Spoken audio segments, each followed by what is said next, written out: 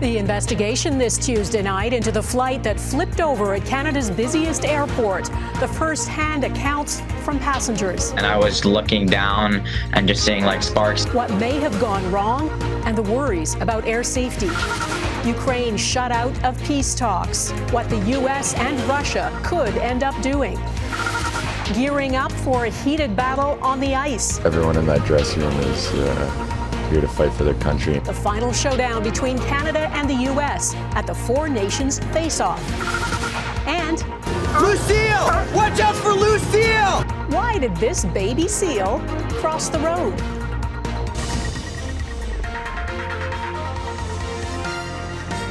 Global National with Donna Friesen. Good evening and thanks for joining us. The evidence of a tragedy averted still lies on the runway at Pearson International Airport in Toronto. What remains of Delta Airlines Flight 4819 sits upside down, the cabin intact, the right wing and part of the tail sheared off. The world is marveling at how all 76 passengers and 4 crew on board survived, most of them able to get out and walk away, assisted by the crew. You know, every time you board a flight, you are greeted by flight attendants and by flight crew often. It's their job to make us comfortable and confident about the flight ahead. But we saw the most important role that they play in action yesterday. I thank each and every one of these heroes, every flight attendant and crew member on Delta Flight 4819. 19 people were taken to hospital, but only 2 remain, and they have non-life-threatening injuries. We'll hear from some of those passengers in a moment, but we begin with Eric Sorensen and what we know about the crash. It is stunning that no one was killed. Our plane crashed. It's upside down. But it's even more extraordinary when you see the video. The Bombardier-built Delta CRJ-900 hit the ground, flames bursting out, a wing sheared off, and the plane flipped on its roof. Oh, no. The passengers strapped in were suddenly hanging from their seats like bats in a cave. Everything, drop it! Running down the ceiling, and in spite of multiple injuries, a remarkable escape for all 80 people on board. Incredibly remarkable. I think those of us that have been around the accident investigation business for a long time in aviation are absolutely astounded that there were no fatalities. Here's air traffic control. This airplane just crashed at 23. There's traffic here, so just let me know what you'd like to do. We just had a crash on runway 23 here. Okay, we got it in sight. Can you tell us what type of aircraft it was? Yeah, it was an RJ-9. Roger. Flight radar tracked the Delta plane from Minneapolis to Toronto. Nothing appears out of the ordinary as the plane circled to land from the northeast at Pearson International Airport. As the plane approached Pearson's runway 23, one key question is the descent. The angle at which it was coming down just before it hit the ground, flipped over and skidded down the runway. The flight path appeared normal. Does the plane pass through a cloud or blowing snow? And a moment later, does it dip down? Does the rate of descent change just before landing enough to cause the plane to hit the ground hard, bursting into flames, overturning and smoking far down the runway? Sometimes those videos can be very deceiving, but at least initially, I am somewhat concerned by the what appears to be a high rate of descent on the landing. There were high winds Sunday, blowing snow, possibly wind shear that can force a plane to descend dramatically. All possibilities in an investigation now being led by the Transportation Safety Board of Canada. I think it's possible the wing may have touched the runway due to a gust, and if that's the case, then the rest of this makes sense. But the recorders are going to show that. And there is much more still to learn. Any incident is the culmination of a series of cascading factors that culminate in the actual crash or event. And all those factors haven't been examined yet to fully understand what happened and how in the world no one died in such a spectacular crash. Eric Sorensen, Global News, Toronto. Everyone who walked away from that flight knows they are lucky to be alive, and they'll have a tale to tell for the rest of their lives. Sean O'Shea has been speaking to some of them. A day later, how do you feel? I feel ready to, I feel beyond thankful to be alive. I feel incredibly thankful for the support and help we had yesterday. Peter Carlson is a paramedic for Minnesota aboard the Delta flight that flipped over and skidded down a runway at Pearson Airport Monday. Was there a moment of thinking, I'm not going to get through this potentially? Yeah. very strong moment of releasing myself along others doing the same and me helping some other people. And suddenly when we saw gas and all you could smell was gas, it was a very real moment of, it's going to ignite.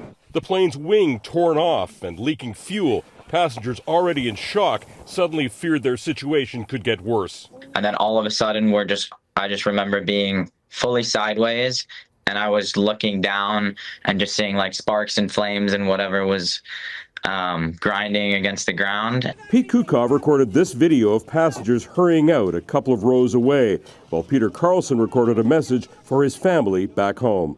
It was a quick message to my wife of I love you, I love our kids, and then kind of sprang back into action of supporting, helping, and trying to co-lead with the folks on the plane. Then his paramedic instincts kicked in. Yeah, I went kind of person, father, paramedic. It was my experience and my order of operations. It is remarkable everyone got out alive. A day later, Peter Carlson saw this video for the first time. The gravity of what he experienced is still sinking in.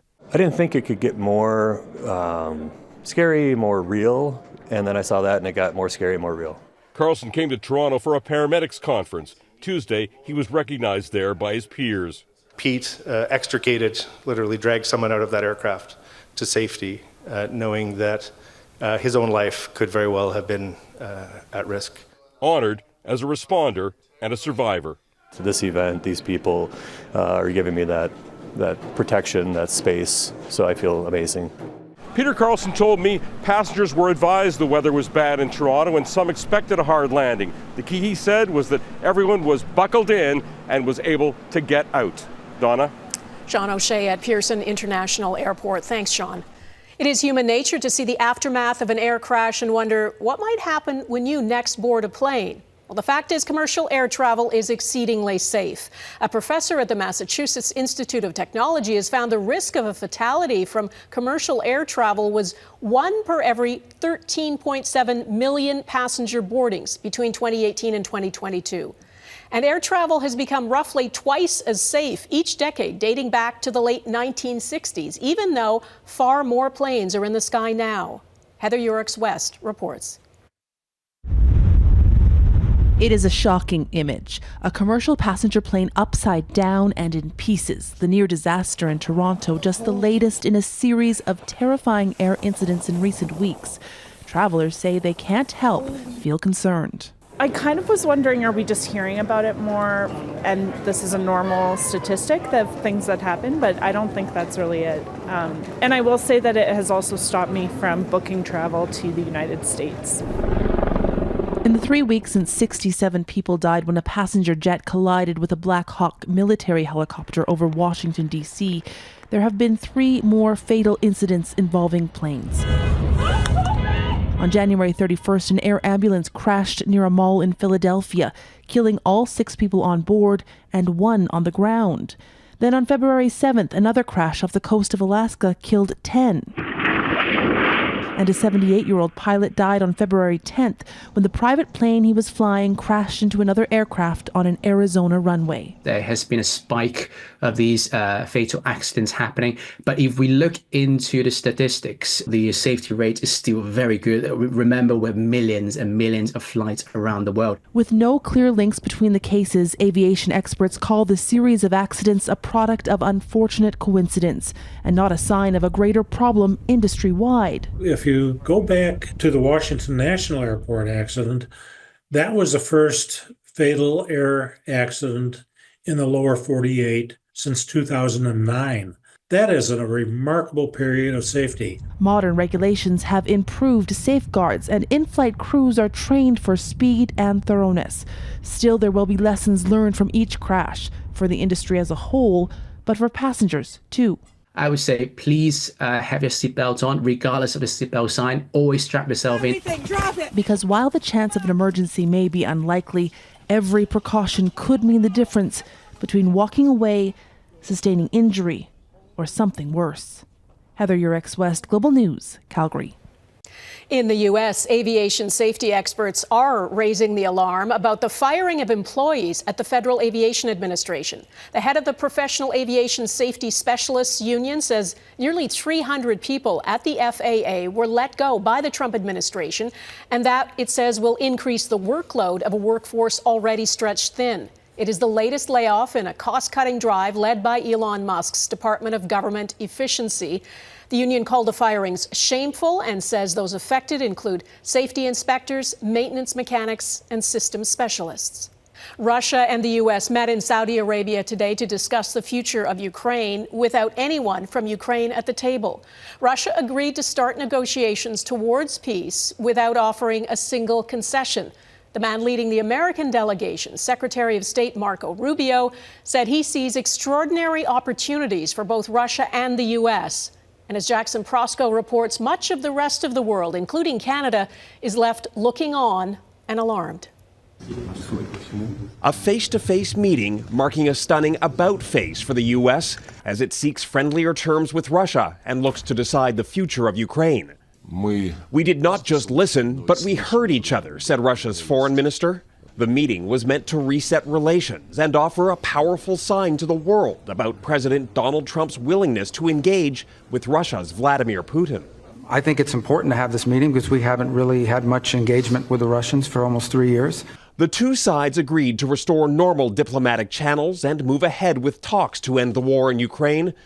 Notably, Ukraine was not invited, even as the U.S. spoke of finding economic opportunities by ending the war. No decision can be made without Ukraine on how to end the war in Ukraine, said an angry President Volodymyr Zelensky. Today I heard, we weren't invited. Well, you've been there for 3 years. You should have ended it 3 years. You should have never started it. There was no mention of Russia's unprovoked invasion of Ukraine or Moscow's violations of international law, and no talk of what Putin might be prepared to concede to bring about peace.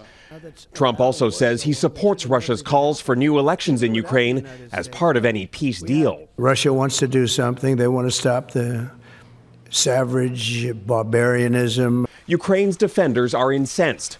Turkey says any deal must respect Ukraine's territorial sovereignty. The EU and UK are exploring sending peacekeeping troops to Ukraine and have invited Canada to join talks about regional security. We've want to be part of conversations linked to more Canadians being involved in protecting Ukraine. The summit was the first step ahead of an expected meeting between Trump and Putin in the coming weeks. He's either being played or he is a willing participant cooperating with Russia to carve up the world. The worry is what else Trump might be willing to negotiate away in a moment when it seems everything could be on the table. Jackson Proskow, Global News, Washington. Hamas says it will release 6 living Israeli hostages this week, double the number originally planned, plus the bodies of 4 others who have died. The 6 will be the last hostages freed under the first phase of the ceasefire. The handover is set to happen on Saturday. Hamas says among the 4 bodies to be released are the Bibas family, a mother and her 2 sons. The boys were the youngest victims kidnapped on October 7th. Hamas claims they were killed in an Israeli airstrike early in the war. Israel has not confirmed that. The Vatican says Pope Francis has developed pneumonia in both his lungs and his condition remains complex. The 88-year-old has been suffering from a respiratory infection for more than a week and was hospitalized in Rome on Friday. The Vatican says a CT scan today shows pneumonia in both the Pope's lungs, which will require additional drug therapy. It says he remains in good spirits and spent the day reading, resting, and praying. Inflation slides up again in Canada. Coming up, what got more expensive and what's hovering over the next interest rate decision.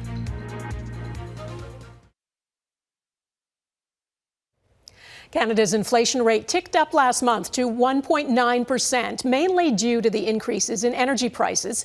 Stats Canada says the federal government's tax holiday helped offset that increase and that food prices decreased for the first time in 8 years. And Gaviola breaks down the numbers and how they might impact the next interest rate decision. Anne.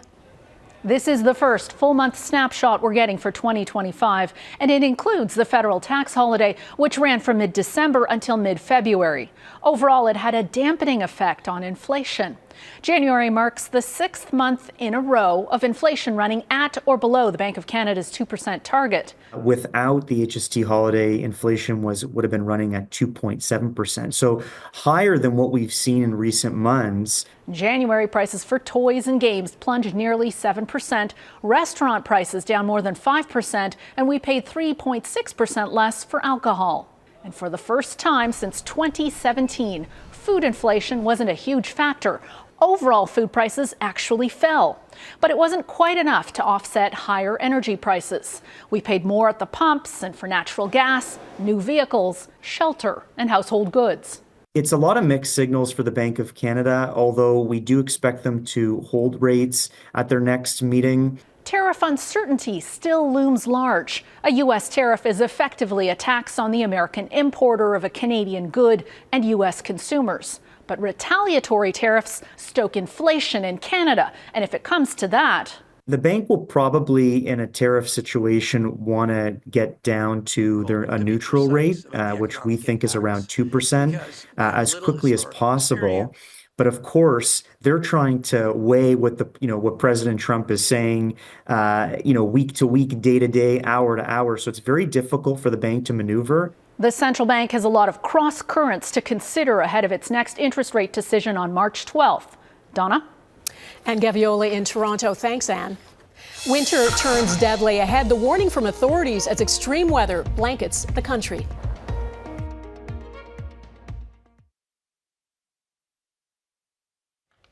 The coroner is investigating the death of a 57-year-old man in Montreal who was found inside a snow-covered vehicle with its engine running. Police were called this morning about someone unconscious inside a parked vehicle. The man was taken to hospital and later died. Investigators say his death is not considered suspicious, but the cause is still being determined. And they're warning against starting a car encased in snow.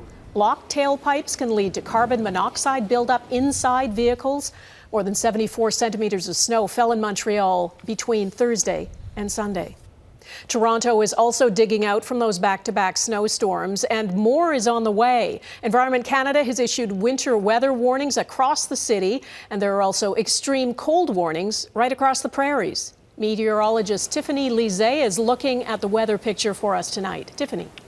Donna, southern Ontario continues to get slammed with heavy snow. Snow squalls that have been impacting areas near Lake Huron and Georgian Bay continue through Tuesday. That had the potential to bring an additional 50 centimeters of snow, and that's going to continue through tonight. So, of course, there are travel advisories in place as travel's risky on some of those highways. Probably best to stay put if you can. The GTA was looking at another 3 to 5 centimeters tonight. Weather advisories, snow squall warnings, and blowing snow advisories remain in place as they continue to deal with strong winds. Meanwhile, Western Canada and the prairies finally going to shake off this chilly start to February with warmer and wetter weather on the way, starting in BC, slowly pushing its way east. And that is being driven by a couple of powerful Pacific weather systems, bringing heavy rain to coastal BC midweek. This will also come with strong winds that could cause ferry delays and power outages. The upside is it's much needed moisture for BC and warmer temperatures for the prairies. Donna? Okay, global meteorologist Tiffany Lizet, thank you. Ready for a rematch next. Canada and the U.S. prepare for the Four Nations face-off final.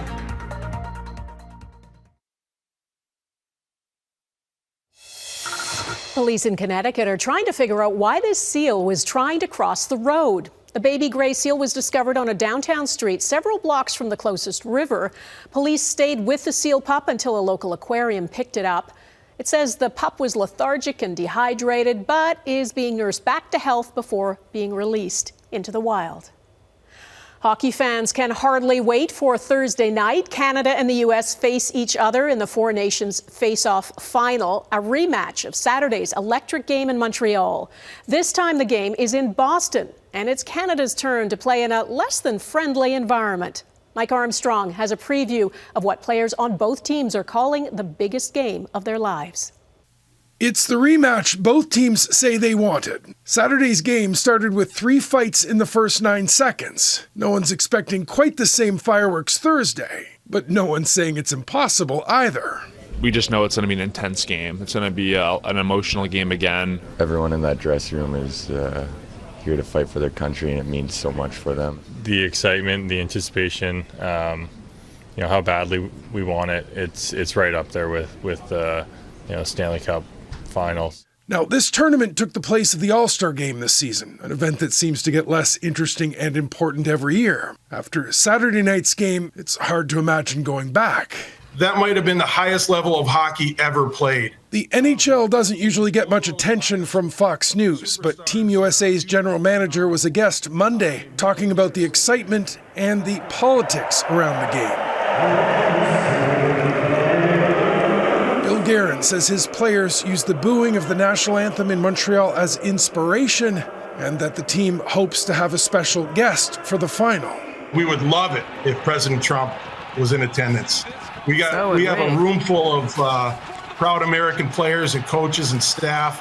Now, there are lineup changes from Saturday's game. Canada's star defenseman Cale Makar will be in. The U.S.'s Charlie McAvoy is out with an injury. Vancouver Canucks captain Quinn Hughes may be taking his place. But in a tournament with young star power in every direction, Monday it was Sidney Crosby, the oldest player on any team, who stopped Finland's comeback.